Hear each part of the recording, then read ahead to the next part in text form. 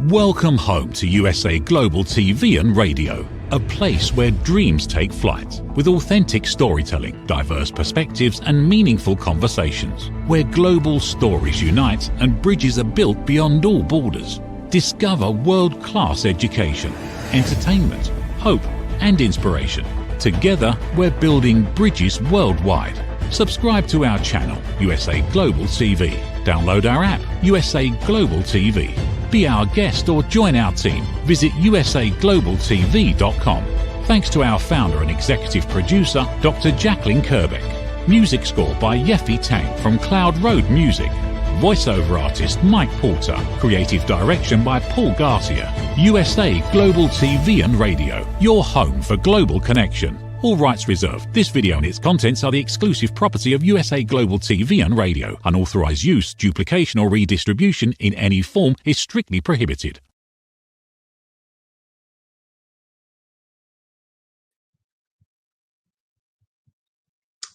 Brain dead. Empty. Those are two words I learned on November 10th, 1985.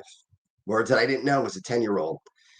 And they were words spoken by my father to me when I learned about the death of one of my heroes. And I'll try to turn around so you can see who it was.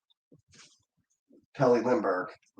Pelle Lindbergh was a goalie for the Flyers back in the 80s. And before I introduce my really special guest and really close friend now, Charlie Min, just want to give you an account of what that day was like for all of us. Back in 1985, the Flyers were in the playoffs in the spring. And the whole street was decorated like Christmas. It was great. We celebrated together, and it really was a bonding experience with the whole street in South Philadelphia. And they almost won a Stanley Cup with Pelle Lindbergh being the superstar goaltender that he was.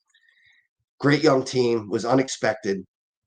And then 1985-86 was starting the same way. Pelle was playing great. The Flyers won 10 games in a row. It looked like everything was sky high, and it was going to happen all over again. We were going to relive the joy of 84-85 one more time, at least. And we went to a communion breakfast, and when we came out, we had such a good morning. I saw Rolly Massimino, who was the coach of the defending champion Villanova Wildcats basketball team. Hung out with him that morning. And then when we got out of this breakfast, we were right in front of St. Monica's Church in South Philly. And a lady said she's been crying all morning. And we asked her why. And she said one of the Flyers' young goaltenders was seriously hurt in a car accident. And she didn't know who it was. So we drove home and we listened to KYW News Radio in Philadelphia. And we didn't hear anything on the way home. But when we got to the house, they were talking that Pelle Lindbergh was gravely injured in a car accident that morning. And it was just so surreal. And I remember going to my grandparents' house that day in the car. The news just kept getting worse and worse until finally they said he was brain dead. And I said to my father, what does that mean? That he's brain dead? He'll get better, right? And I'm sure it was tough for my father to say no to a 10-year-old. He's not going to get better. And he's really dead for all intents and purposes. So hard to reconcile that.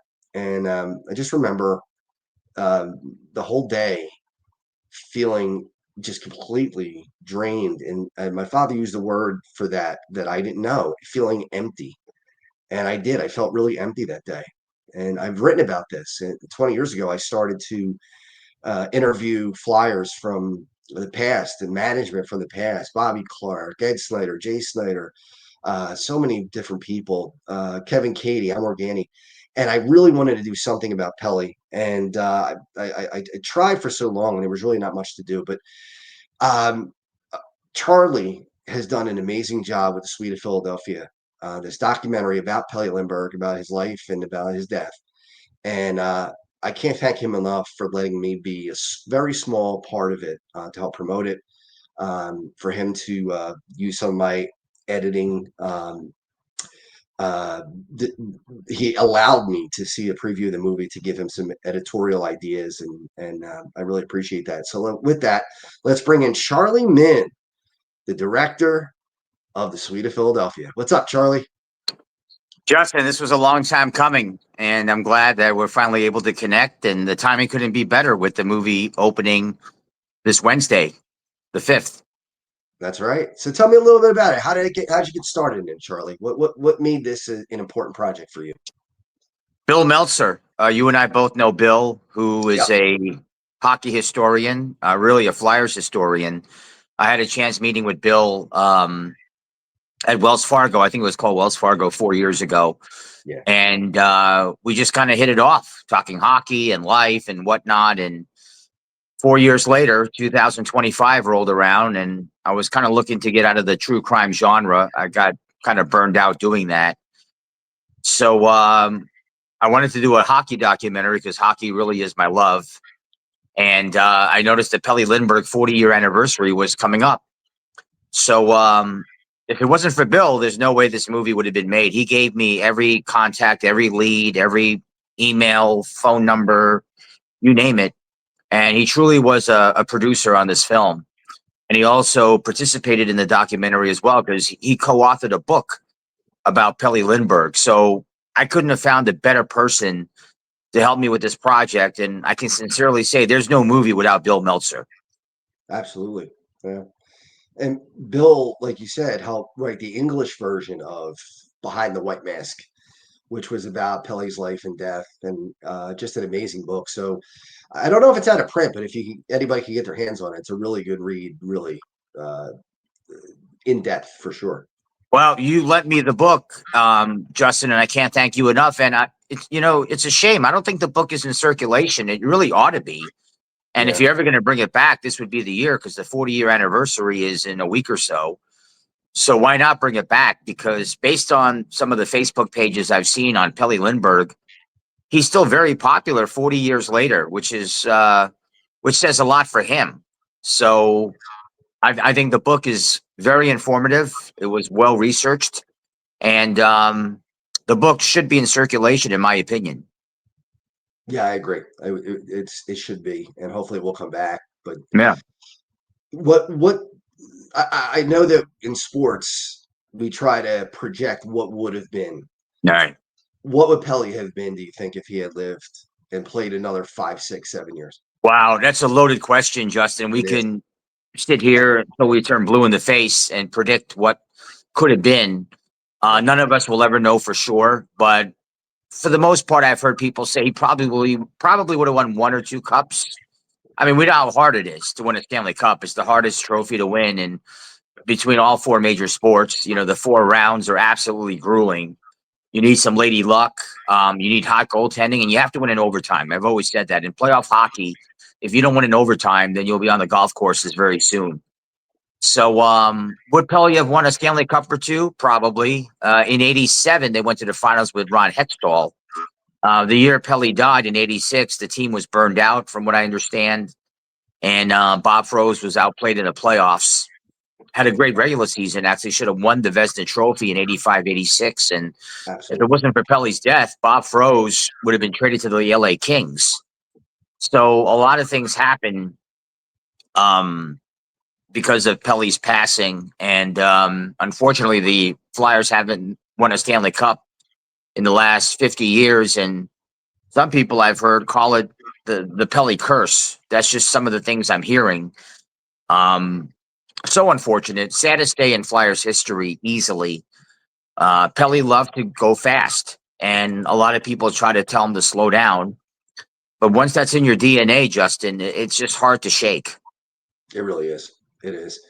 And I know this, and you know this, but we'll tell the viewers, probably the least likely person to have been in an accident where alcohol was involved would be Pelle Lindbergh. 100%. Everyone said he was not an avid drinker. Pelle got screwed that morning, and I'll explain. He was overserved. And whether it was a bartender, whether it was a teammate buying too many rounds, I'm not saying this was done intentionally. And I really want to make myself clear here because I'm talking about some heavy stuff here. I'm not exonerating Pelle Lindbergh 100%. He was a grown man. He was 26 years old. He chose to drink. He chose to drive. He chose to speed. And the end result was deadly for him. And he could have, quite frankly, killed 2 other people in the car. It's a miracle. When you look at the car, it's a miracle that anyone survived that. And I was told later, had Pelle lived and one of the other two, if not both, had died, Pelle Lindbergh would have gone to jail for vehicular homicide. Yeah. So it's very interesting how we should look at this man. Was he an unbelievable goalie that paved the way for future European goalies? Or was he an athlete that, after just 3 years, made a horrible decision and it cost him his life?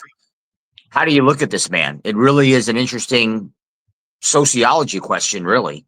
It is. I think that's a decision that everybody has to make. But I remember my father that morning, 40 years ago, saying to me, you can't condemn him. He made a mistake. It was a terrible mistake. He shouldn't have done it, but you can't condemn him. He paid the ultimate price for what happened. So, I kind of strongly lean that way, that I think that after 40 years, I think we got to let that go a little bit and say, you know what, he was a good man. He's so good at kids. I don't know if you know this, but he played pond hockey with kids around the neighborhood. We have a couple of pictures in the documentary with Pelle posing with kids in pictures, and he wanted a family with his fiancee Shestine. They were going to get married. Pelle loved children. Pelle loved people. He was a people person. He was like Bernie, very outgoing, very gregarious, very sociable, very energetic, and he loved the American culture. He absolutely loved Philadelphia. It was a love affair between the city of Philadelphia, the fans, and Pelle. And Pelle and Bernie also had strong love. They were like father and son. Pelle called Bernie my second dad. Yeah, yeah. And I know that Pelle, one of the people the only guy he really modeled himself after was Bernie Parent, because in Sweden, when he was a kid, he watched films of the 74 and 75 Stanley Cup finals and watched Bernie. Right. And that was the impetus to make him want to be a goaltender. He even put Flyers insignias on his mask in Sweden. What are the odds that this guy in Sweden, this young kid in Sweden, and this superstar French-Canadian hockey player in Philadelphia, who was idolized by this kid, would then become coach and protege and have the relationship that they had? I mean, it's $1 billion to 1 shot for that to happen. Yeah, here you have a goalie from Sweden who's looking up to a French Canadian. I mean, there really is no connection there, except human beings and being goaltenders. And it shows a very open mind from Pelle Lindbergh. He was only 15 or 16 years old when he was watching on film Bernie Parent do his magic with Philadelphia. So what a good guy to look up to. Pelle actually wrote to the Flyers saying, I want you guys to draft me. So he truly wanted to become the next Bernie Parent. And again, it's that big what if, like you posed before. Had Pelle lived, what kind of a career would he have had? How many cups would he have won? Would he win 2 cups like Bernie Parent did? We'll never know, unfortunately. No. I do have to say, as a hockey person myself, I don't think he would hit the level that Bernie Parent did. I think that is a select few Mount Rushmore type goaltender. Do I think Pelle would have been a Hall of Famer? Quite frankly, yes, I do. I think he would have had Hall of Fame type credentials. But when people say he would have been another Bernie Parent or he was the best ever, that's a question that is totally up in the air, and I don't think we'll ever, like you said, know the answer to that. And that's coming from somebody who really idolized him as a kid. So right, just be objective. Do you agree with that, or?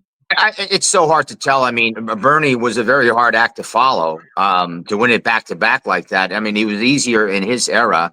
But the Oilers did it, the Islanders did it, the Canadians did it right after the Flyers. Right. So repeating back then was a lot easier than it is now. I mean, now it's hard just to go to the finals 2 years in a row, whether you win or lose. It's so grueling. Those 4 rounds. Back in the day, you only had to win, I think, 3 rounds. There were a lot less teams, and I think the first round was best out of 3, which almost feels like a joke when you look at all the grueling series now. I mean, can you believe hockey playoffs back in the day was a best of 3? If you lose game 1, you're in trouble. You got to win the next. Back's against the wall. You got to win the next 2. I mean, just like that, the series could be over. Kind of like baseball now with the best of 3. baseball a couple of years ago. It was a best of one. Remember that wild card game they had?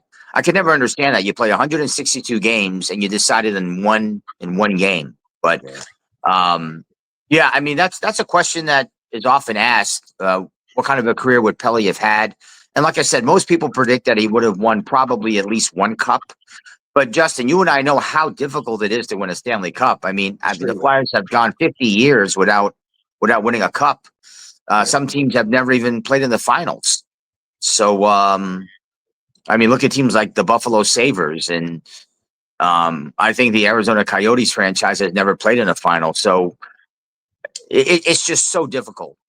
Yeah. I got a chance, and I'm not delusional to think that Bernie Parent was my best friend, but I got a chance to become friends with Bernie Parent through my dealings with the Flyers, through my charity and other events. And quick funny story, I remember in 2024, Bernie had just had his, I don't know how many back surgeries he had, but maybe it was his fourth or fifth back surgery. And we were going downstairs. It was Mark Recchi night. And we were going to go downstairs, and the elevators weren't working. So Bernie said, I'm not going to be able to get down there. So I looked over at him. I said, Bernie, hop on. So he jumped on my back. And I literally, with the help of a friend of mine, carried him all the way down the stairs to the bottom floor of the Wells Fargo Center. And all I can think the whole time is, do not drop the legend. Whatever you do not drop the legend. Yeah. How many flights of stairs did you go down? We went down 2. Okay. Yeah, I think it was 2. But it was, a little nerve wracking. You're carrying precious cargo there. Yeah, and Mark Recchi didn't help you, or he wasn't around. He was doing other things at the time. Yeah. So Bernie was by himself. Bernie was by himself. Yeah. We were at the elevator. Yeah. Wow. But we had gotten to talk, and I know he didn't love to talk about Pelle Lindbergh a lot because I know it was very, very emotional for him. But he did share some stories with me about Pelle Lindbergh that we both know, you and I both know that people don't know. And when they come to the movie, they're going to learn things that they may think they knew the whole story of Pelle Lindbergh. When I saw your film, Charlie, I know they don't know the whole story because there were even things that I, being a super fan, learned from your film, and that's pretty impressive. Well, I would say most fans, even diehard Flyer fans, pretty much all they know is that Pelle drank, drove, sped, crashed, and died, and that's it. They don't know the little small tidbits about that morning. And I really try to get down to the bottom of it. It just kind of surprises me that the Flyers multi-purpose facility back in the day in Voorhees, I mean, they're still practicing in Voorhees now, but back in the day, they practiced at the Coliseum. That's what it was called. Right. And the place had a bar. I think the bar was called Shooters.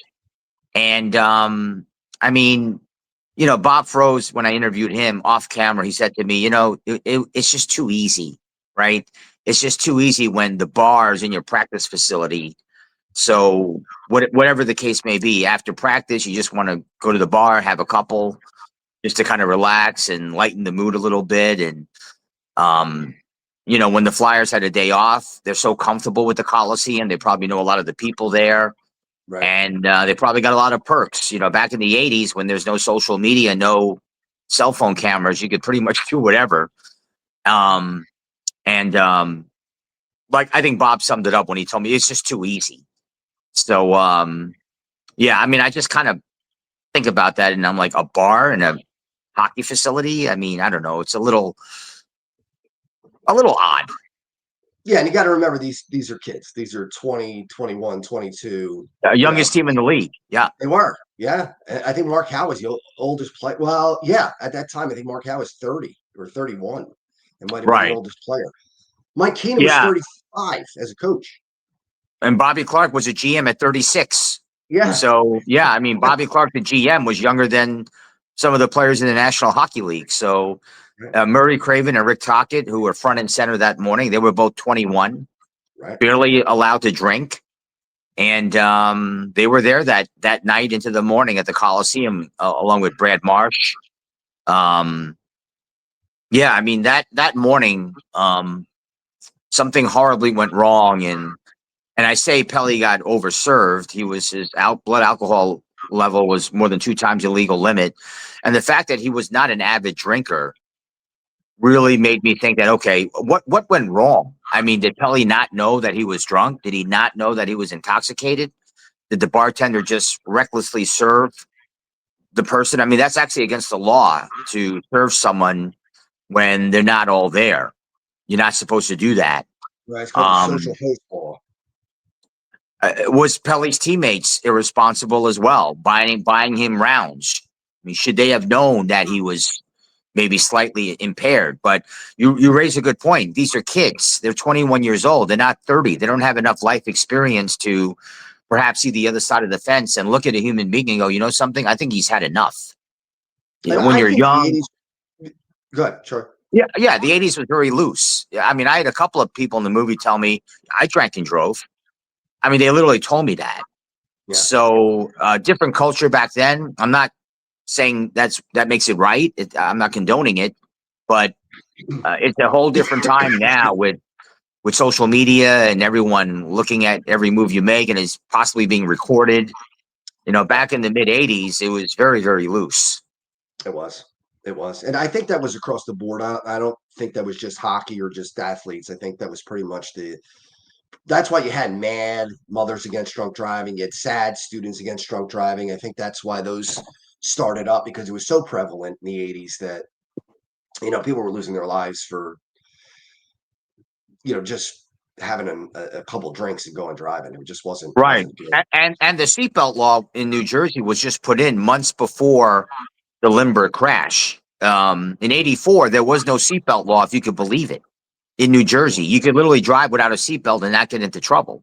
A lot of people will get into their car. I mean, think about how much we've come over the years. Like back in 84, when you got into your car, a lot of people didn't even think about having putting their seatbelt on. It almost sounds nuts.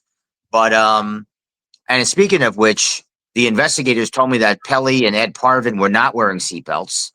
Kathleen McNeil, who was sitting in the middle in the console, couldn't have been because there's no seatbelt there.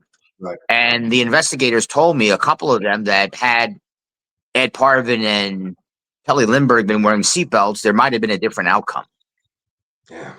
It's so unfortunate how many things had to go wrong for that to happen. You're right. Curve. Yeah, we talk about the stars aligning. This in this case, the stars aligned in the wrong way. Yeah. Every little thing happened that, I mean, Pelle was not even going to go out that night. His mom was in town. That's right. He told his fiance, I'll be back in like an hour. Well, 1 hour turned into 2, 2 turned into 3, 3 turned into 4.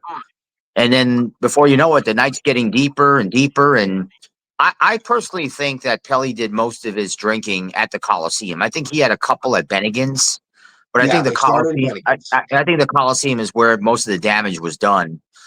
And listen, it's 5:40 in the morning. The night should have ended a long time ago. You know, I just think that, you know, back then, again, with the loose culture, they're so young. They had just won their 10th game in a row. Mike Keenan gave the team 2 days off. It was sort of a time to kind of loosen the necktie, roll up the sleeves, and go, you know something? Right. We're on top of the hockey world right now. Let's enjoy it. Because that happened on a Saturday night into Sunday morning. Their next game was not until Thursday against Edmonton. Which back then never happened. Never happened back then. I think it did a few times. Now you don't see it as much. Rare though. Yeah, I remember, God, when I would follow the Bruins, they sometimes would go Saturday to Thursday without a game. But you're right; it's not every day. Philadelphia was mostly, you could almost do a clockwork. With Saturday, Sunday night game, and then you have Tuesday, Thursday was usually right. And so that was a quirk in the schedule for the Flyers. And you know, too bad they weren't on the road the next day. But you know something, with that said, you know, people have told me this was an accident waiting to happen. Pelle loved to go fast. He loved the image of a shiny, brand new automobile. The Porsche 930, that was not meant to go slow. And when he pulled out of the Coliseum parking lot, this is all in the documentary, Kathleen McNeil basically said, hey, what are you doing? You don't have to show off to me. I mean, I've been in sports cars before. You saw that in the film. I did. So Pelle was, I mean, that was just a bad combination. He was drinking. It was late. He wanted to drop off Eddie Parvin at his house and come back. to the Coliseum. Again, the night just wouldn't end. And I remember telling Kathleen, how come the night just couldn't end already? And she said, good question. I wish it did end. I remember the way she said it. She was very emphatic. Yeah. And without giving away parts of the film, it's so chilling to know what happened inside that car and to know what happened right after the accident and the whole rescue situation. Obviously we're not going to talk about that because that's part of the film, but anybody who watches that you will have goosebumps when you see that. It's just absolutely chilling to see or to hear and see what people went through at that moment and the moments afterwards. Yeah, that's my job as a documentary filmmaker, to inform, educate, and raise awareness and bring the audience to the scene. I want the audience to feel like they were there. You absolutely and to get the first responders was very important. Yeah, I mean, it just this was a clean sweep. I'm lucky I was able to find Charlie Pope. I found him because I saw him in the Connie Chung piece that they did in 1985, right at the end around December. Around December. I have it, actually. I have it recorded. Yeah, people can watch it. I think it was a very short-lived show called American Almanac, I believe. That's correct. On NBC. It only lasted like a year or two with Connie Chung and another anchor. Roger Mudd is his name. Yeah, that's right. Very good, Justin. Very good. I mean, I must have seen that thing 42 times just for research purposes. And they got Kathleen McNeil. They didn't get Eddie Parvin, but they got Kathy. And Connie Chung did a good piece. And she had Charlie Pope on that. And I'm like, okay, I got to find Charlie Pope. The first thing I said to myself is, okay, I'm trying to find him 40 years later. Is he still alive? And Charlie Pope was alive. Obviously, he's in the movie. So, and then he connected me to a lady who performed CPR on Pelle. And I also found two other people, one officer who was the first guy in the scene and another guy from fire. So we have it all covered, from fire, EMT, police, ambulance, you name it. The lead investigator, Charlie Pope. So the investigative angle, I think, is blanketed here. And yeah, I mean, I don't think many people know that Murray Craven was the only flyer who went to the crash site, and he was freaking out. He's only 21 years old. He doesn't, right. I doubt he knows much about death. He's just too young, unless he lost someone in his family. I don't think so, but he was freaking out to the point where the police detained him and said, you got to get into the patrol car because you're impeding our investigation. And Murray talked about that. He was in the car. He kept asking, is he going to be okay? Is he going to be okay? And then reality really hit Murray when they told him he'll be lucky to live. Right. I know one of his questions was, will he ever play hockey again? And that's when the officer said he'll be lucky if he lives. And that's powerful. I mean, that's really that's just real. That will stop you on your tracks. And yeah, it's like hitting reality right there. And yeah, he did break his foot. He broke his neck. So had he survived, he would have been looking at just long-term rehabilitation. I think he would have eventually played again, but he may have had to have sit out half a year to a year because of all the extensive damages to him. Yeah, I know. It was pretty severe. Obviously, it cost him his life. Right. Unbelievably, as we hit 40 years, yeah. One of the most horrible things, the most horrible irony that could have happened is that Bernie Perrant passed away in September. Yeah. And you probably have one of the last, if not the last, interview he's ever done on Pelle Lindbergh. Yeah, I don't know that officially, Justin. I do know it's definitely one of his final ones. Yeah, one of them. Maybe the last one on record. And if his last interview was about Pelle Lindbergh, well, then maybe it was just meant to be that way. And I'll never forget, I was actually in the park with my mom, and you called me. You broke the news to me, and I just couldn't believe it because I felt like I knew Bernie from the interview. And here's kind of a crazy story. When I met Bernie for the interview, I met him at a bar called Chickies and Pete. And it was so loud in there that after we did the interview, my cameraman looks at it and goes, we can't use it because of the sound issue. Bernie had left with his wife. And I'm like, what the heck are we going to do? So my cameraman demands my phone from me. I was almost too embarrassed to call them to tell them to come back. my cameraman didn't care. He knew he had to cover his own, you know what. Yeah. And then he said to me, Bernie's coming back. And I said, what? He said, they're going to turn around and come back. They were already on the road for 15 minutes. Bernie doesn't know me from a hole in the wall. I'm not Oliver Stone or Martin Scorsese or Steven Spielberg. I think he came back because of two reasons. A, he's just a good man that we all know. And secondly, he knew the topic was Pelle Lindbergh, a man that he loved. And I think that's what made him come back. And boy, am I happy that he came back, because we went to a much more quiet area. When I got to the bar, he was literally in the middle of a podcast with one of the Watson brothers. And I remember I was told, okay, in between breaks, you can interview Bernie about Pelle. And I remember saying to myself, okay, so that's all fine and dandy, but this is such a emotional, deep topic that I almost wish I had a nice, cozy one-on-one with Bernie in a very calm, quiet setting, so that Bernie can really get his thoughts together. Because I'm not asking him what he had for dinner last night. I'm asking him questions about Pelle Lindbergh, a guy that, Pelle idolized Bernie. Bernie was his idol and goalie coach. So this is a very deep topic. But listen, at the end of the day, we got the interview second time around. Not too many people know that story about what happened with the interview and how he turned around and came back. But I think that really showed Bernie's true colors. And for him to die 40 years later, I mean, there's a lot of parallels here and symbolisms. And Bernie's last dying wish to me for Pelle was for his jersey number to be next to his. So the 31 next to the 1. And I know you've heard me say this ad nauseum, but I'll say it on this show. The Flyers happen to be home this upcoming January 31st, 2026. They have a home game against the Kings. It's in the afternoon on a Saturday. I mean, you can't make this up. They could have easily have had the day off. They could have been on the road.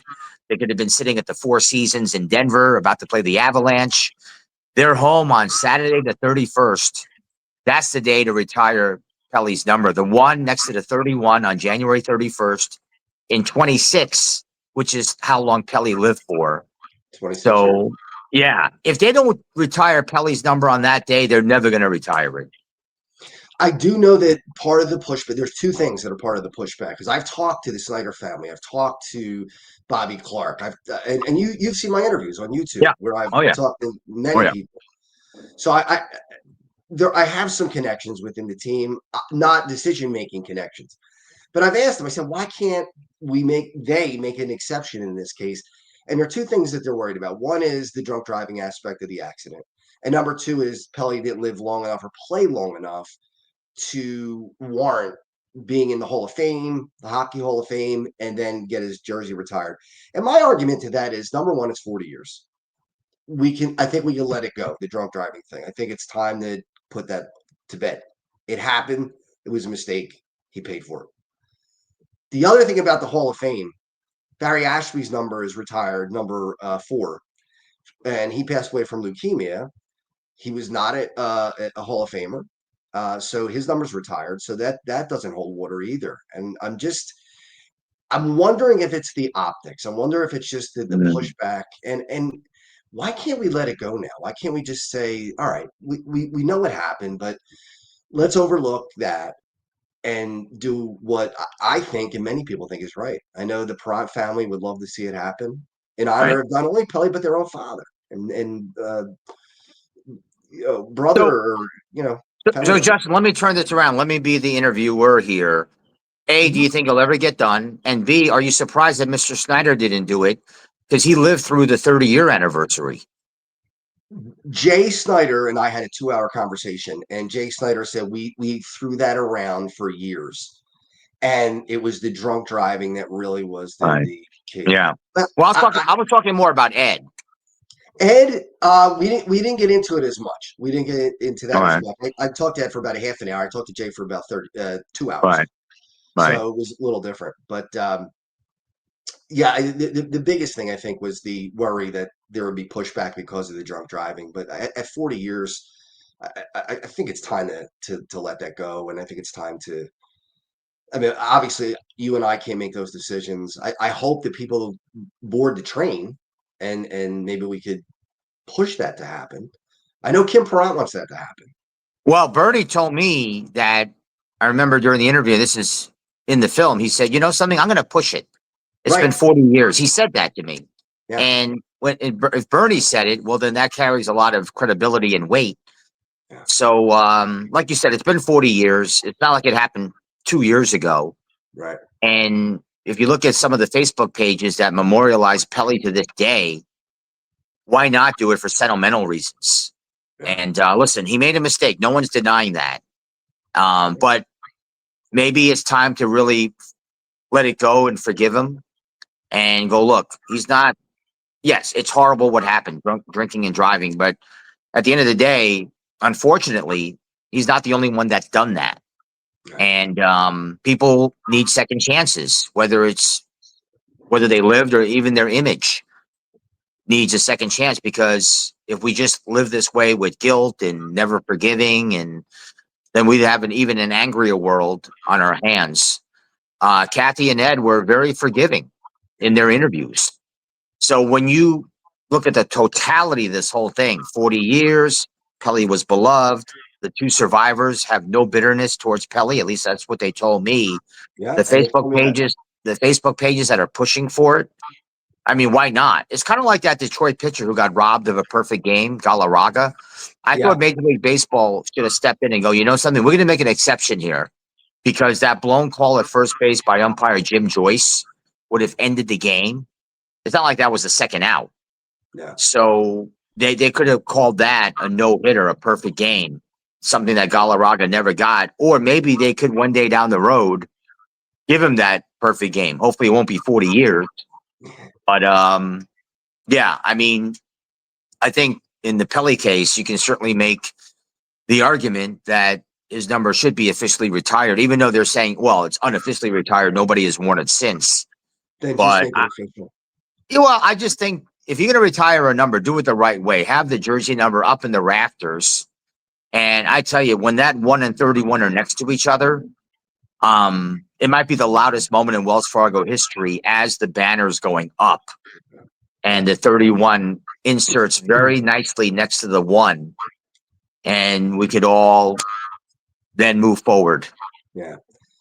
Now I know we're running up against the time, but I want to tell you a couple of things on the air. I want to thank you, because 20 years ago, when I started to try to develop a documentary and or a book, didn't know what was going to happen. I did so many interviews and so much hard work and really tried everything. And the fact that you gave me a chance to be a small, tiny part of this, to be able to, for you to ask me editorial questions, and to know that you watched some of my interviews and got some ideas from that, and to ask me to pick up Kathy tomorrow at the airport and take her to her hotel, just have small parts in this. You made part of my life dream come true, and I really appreciate that. Well, Justin, I mean, I appreciate you as a friend. You've been a much bigger part in this movie than you think. When I was doing my initial research and Googling Pelle on YouTube, your stuff came up. And I love the way you interview people. You're very respectful. You have a great tone about you. Your timing is good. Your questions are excellent.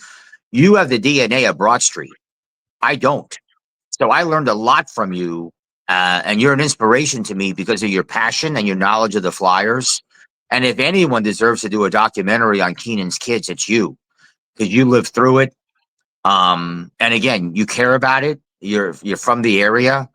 I'm just a objective outsider who came in, and there's nothing wrong with that. I think sometimes maybe if someone's from the outside, they're so objective and they're not going to play any favorites. Not saying you would. I think you would do a bang up job, but I learned a lot from you as well. So your praise just now means a lot. But I really hope that if this film succeeds, I would really want to do anything in my power to get you to make Keenan's kids, because that's a worthy story. That would be amazing, Charlie. I would really, really appreciate that. We've both been lucky to get the inside with such important people of that era, and that's really, really great. That's really important. Yeah, it's a big part of Flyers history, and I think I've told you this a lot of times. The '80s was my era. The game today is too soft. Yeah. Back in the day, it was To me, that was true hockey. It was real hockey back in the 70s and 80s. It was sincere intimidation. The Spectrum was just there's no place like the Spectrum. No. And just my emotions growing up watching it on TV. I felt scared watching a game at the Spectrum. You know, you felt that. This is dead honest. Watching a game, you knew there was going to be physicality. You knew there were going to be fights, whether it was Glenn Cochran or Ben Wilson or Mel Bridgman. I mean, these were truly the Broad Street bullies. Yeah. And hockey's kind of lost that now. You know, this Flyer team now, I'm not even quite sure what their identity is. There's just no identity. You know, back in the day with the Spectrum, it was family. And I always thought Philadelphia was a family-oriented city, epitomized by all the arenas being next to each other. No other city has that closeness. So, you look at hockey now, it's gotten too corporate. You know, the charm of the old buildings, the Spectrum, Montreal Forum, Chicago Stadium, Boston Garden. That was hockey. Now it's become just like a circus, like a sideshow with these corporate arenas, and it's so overpriced, and the food and the parking. I mean, you take your family out to a hockey game, you're looking at losing $500 just like that, and you don't even know what hit you. Right. So that charm has been lost, unfortunately. It's just a sign of the times, and the game is just too soft today. It's just, I mean, the other night watching that first period, I don't know how I got through the first period of the Calgary Flyers game. I mean, that should not be seen to anybody. It was 0-0. I think the shots were like 5-3 Calgary. I'm like, this is not hockey. I don't know what you call this. I mean, you might as well just play ping pong. You might as well play ping pong. Certainly the 80s were the sweet spot. That's for sure. Yeah, Dr. Jacklin, I know we're up against the clock. You said we have some comments. Do we have time to take those or not? It's totally up to you. I want to. Oh, Jim Corn said, I'm honored to be listening here. Thank you. Or here listening. Thank you, Jim. We really appreciate you being a part of the show and your comments. So thank you for that. Hey, Claire, how are you? Claire is a frequent guest of our show. So thank you, Claire. There were two bars at the Coliseum. One was outside the pool, one upstairs. I think the other one was called Kelly's, if I remember right. I think it was called Kelly's. So just to make matters worse, now there were two bars. Right. How about a third? Let's just have a third one. Why? Just for the heck of it. Claire said they served her when she was underage. Oh, that's not good. Yeah, that's part of that 80s loose culture. Barb Strachan, how do we get to see the film? Well, Barb, you want to go to the website. It is the www.swedeofphiladelphia.com. www.swedeofphiladelphia.com. And really good news, Dr. Jacklin is going to be in attendance on the 7th. She's going to be at Cherry Hill. She's going to go to the one in Cherry Hill. Are any of the listeners or the people commenting, are they from the Philadelphia, South Jersey area? Yes. Yes, but around the world. So we're around the world too. So if you're in Sweden, if you're in Europe, somewhere else, you can't see the film at the theater, but when it's streaming eventually.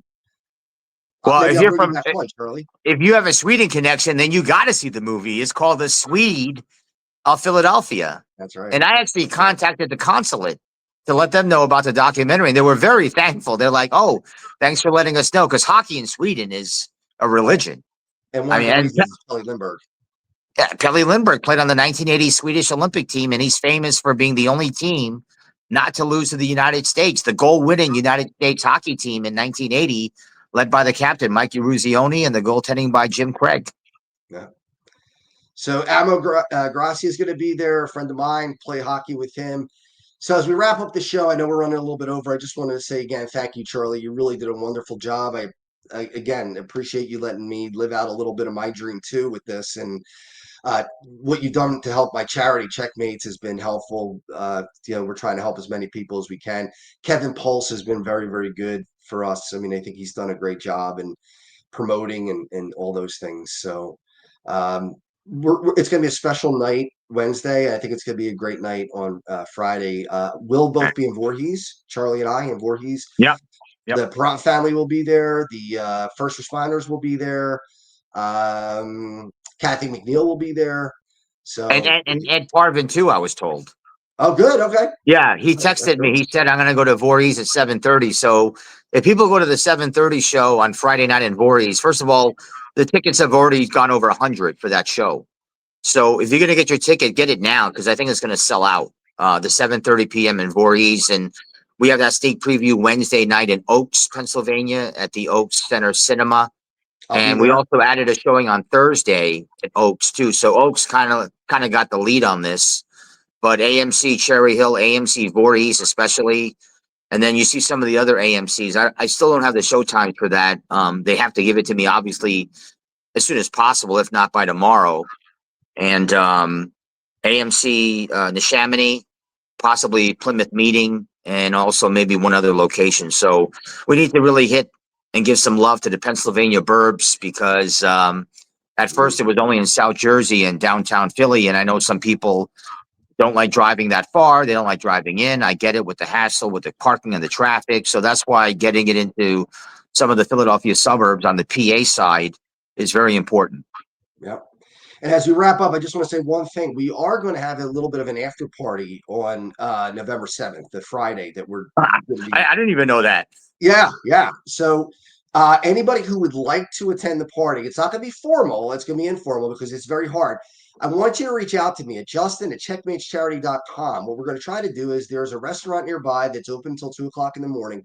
We're going to watch the film and then just get together and celebrate. Kathy McNeil will be there. I'm hoping the Perrott family will be there with Kim and maybe her mother Carol and her brothers. That'd be great. So and Chuck Basty's driving down. Chuck Basty, yes, amazing your friend buddy. of mine. Yeah, I've known Great him guy. now for a long time. Yeah, great person from Toronto. Yeah. He's very connected in the NHL.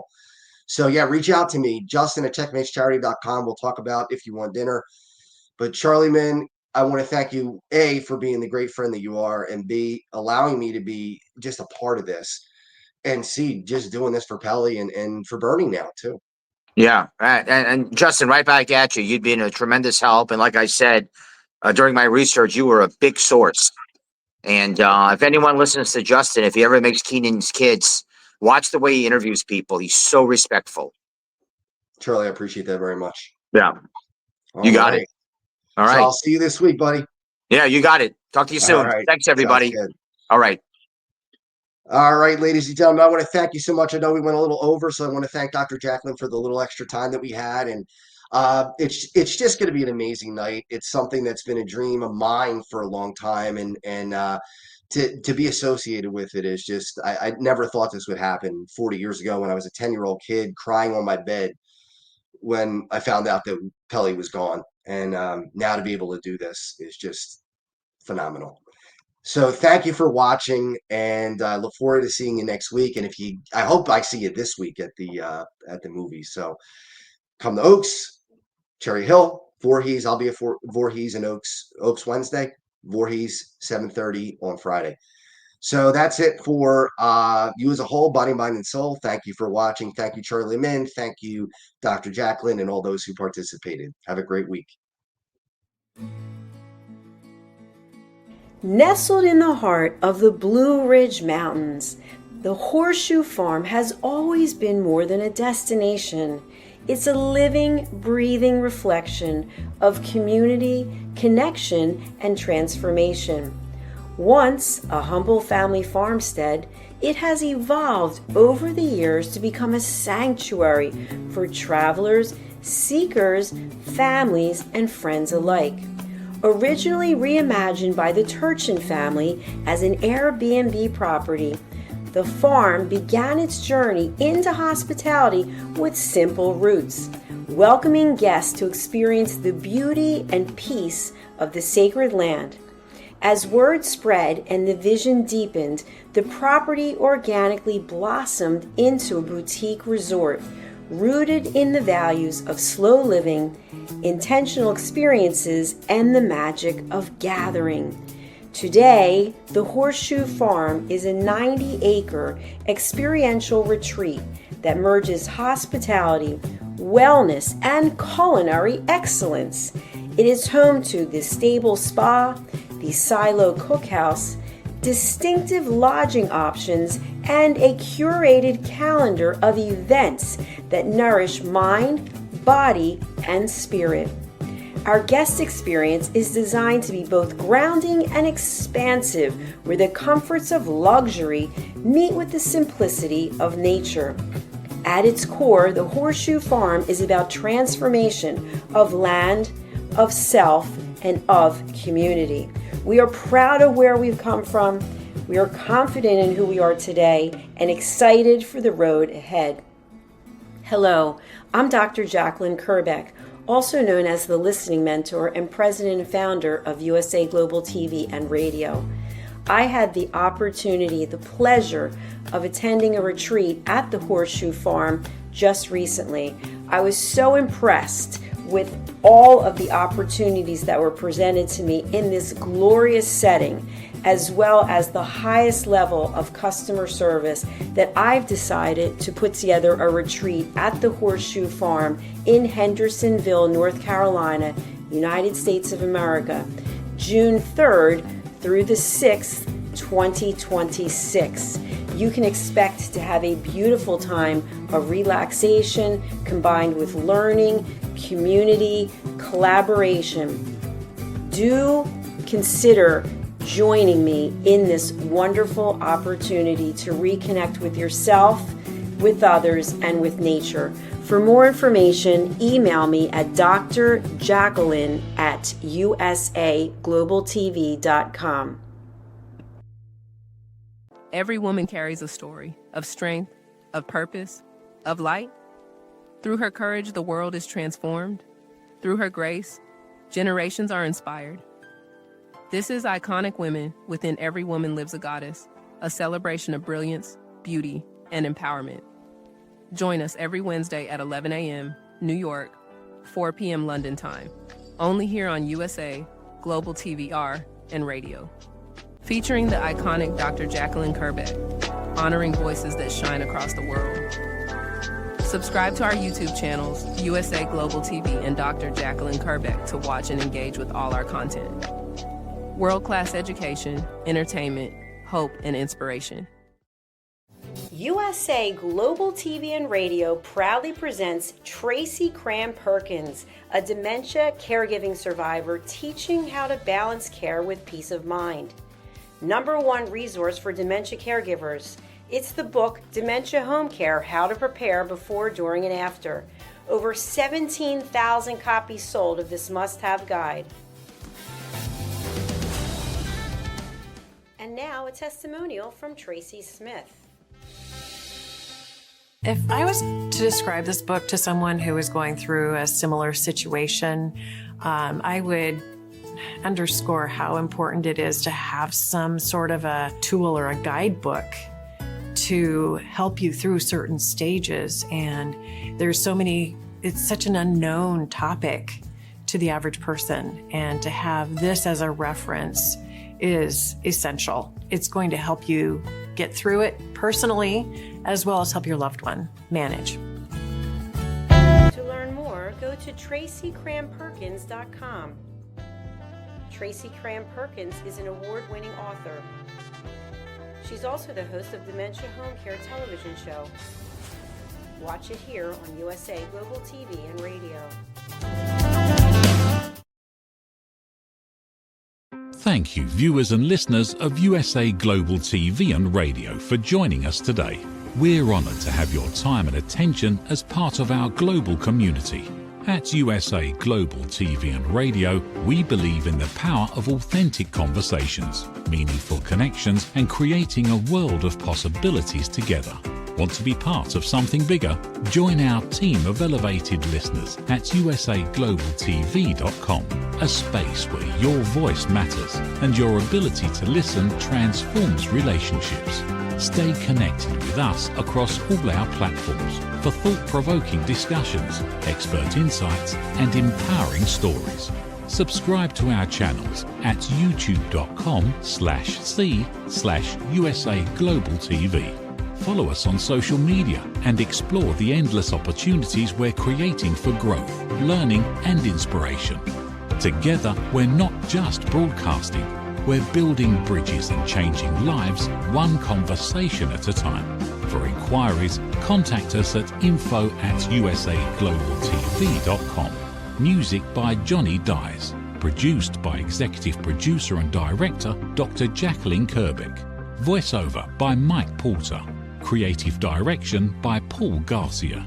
All rights reserved. Copyright 2025. Visit usaglobaltv.com to view our full terms and conditions.